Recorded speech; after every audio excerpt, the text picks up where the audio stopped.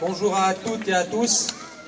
Je vais être un petit peu plus global et je vais prendre un petit peu ce qui se passe au niveau mondial. On a eu les soulèvements dans les peuples arabes, donc on a là une opportunité qui nous est montrée que si on veut faire changer les choses, on peut. Et puis on a eu le tremblement de terre au Japon, on a la centrale de Fukushima, où on a l'atome, notre fameux atome, où on nous a décrit une sécurité quasi totale. On nous a mis dans un article dans La Liberté où on avait la centrale de Mühleberg, où on nous a dit qu'on avait une sécurité totale, on avait une autonomie de 9 jours au niveau des génératrices de secours. Alors ça me laisse quand même pantois quand on voit ce qui se passe au Japon. Je peux vous dire qu'aujourd'hui la sécurité de l'atome, eh bien, on n'en a pas. Et puis j'ai fait un petit calcul que j'ai fait très brièvement. Malheureusement, je m'étais trompé sur le calcul, j'avais estimé à 15 milliards l'adaptation de tous nos toits de ferme au niveau photovoltaïque et puis l'adaptation d'une ferme sur 3 en production biogaz. Ça veut dire qu'une ferme sur 3 allait s'équiper pour récupérer les lisiers et les fumiers de 2 autres collègues. Et puis le chiffre final qu'on a réussi à sortir, c'est 30 milliards pour équiper nos panneaux solaires et toutes nos installations de ferme en biogaz.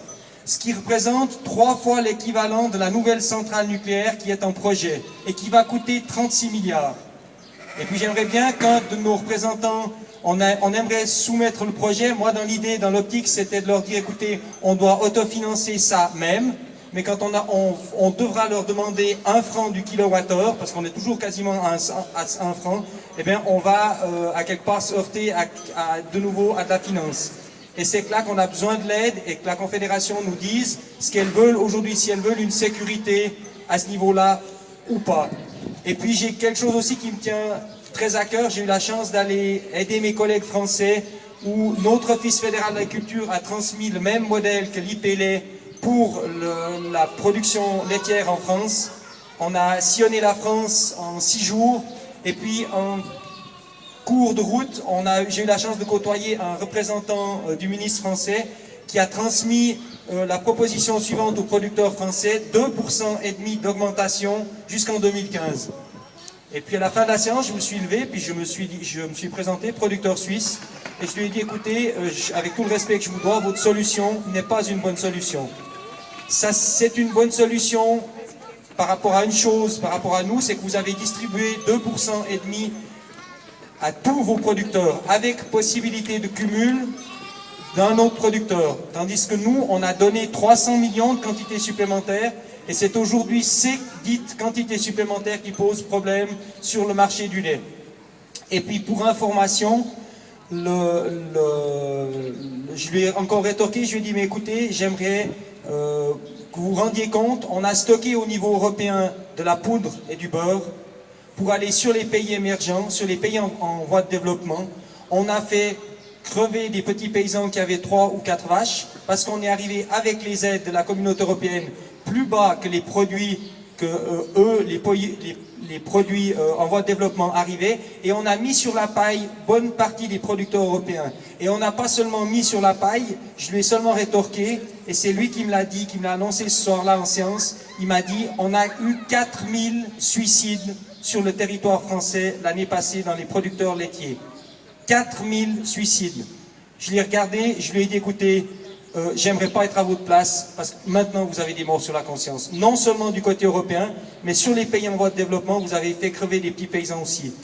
Tout ceci pour en arriver à une chose, on a dans nos fermes, on a tout le potentiel qui doit être réappris. Où moi je parle aussi maintenant en acquis, où j'ai dû changer sur ma ferme, j'ai dû partir sur un système en bio ou biodynamie, parce que si j'avais continué en production conventionnelle, eh ben, j'aurais fait faillite, je pense, j'aurais pas pu continuer à ce niveau-là. Juste pour vous donner l'exemple, ces derniers mois pour moi ont été déterminants, je me suis rendu compte d'une chose, c'est que les produits phytosanitaires, personne ne nous a dit qu'on laissait des résidus et des traces pendant un nombre incalculable d'années. Et tout ça pour vous dire qu'on doit arriver aujourd'hui à se séparer de une personne, un acteur qui est le leader au niveau mondial, c'est Monsanto. Et le principal problème aujourd'hui qu'on a, c'est Monsanto, Ciba et Novartis, qui nous ont mis les brevets OGM et les produits phytosanitaires dans les mains. Alors la seule porte de sortie que moi je vois aujourd'hui, c'est de partir en bio et biodynamie. Et la biodynamie va nous permettre de produire d'autant plus, ou produire même plus qu'en conventionnel. On est capable, avec des systèmes biodynamiques, de produire plus qu'en conventionnel. Et moi, j'en ai fait l'expérience. J'étais à 10 000 kilos de moyenne en 2000. Je suis parti sur ce système-là. Il m'a fallu 6 ans pour que ma ferme respire, pour que mes animaux se réhabituent. Après 6 ans qui ont été relativement durs, on va dire au niveau financier, ben aujourd'hui je remonte. Ça fait 10 ans que je suis parti dans ce système-là. Je arrive à 9200, 9300 kg de lait en système biodynamique où j'ai plus d'aliments du commerce, que des aliments simples, maïs épi, pulpe de betterave, un tourteau où on n'a plus de soya dans la ration, où on n'a plus que du colza, de la luzerne. Et tout est un cycle qui se boucle gentiment. Mais on est capable de le faire. Alors je vous en conjure, messieurs les producteurs et les consommateurs, consommatrices, ayez le bon sens de stopper cette érosion des paysans. Merci.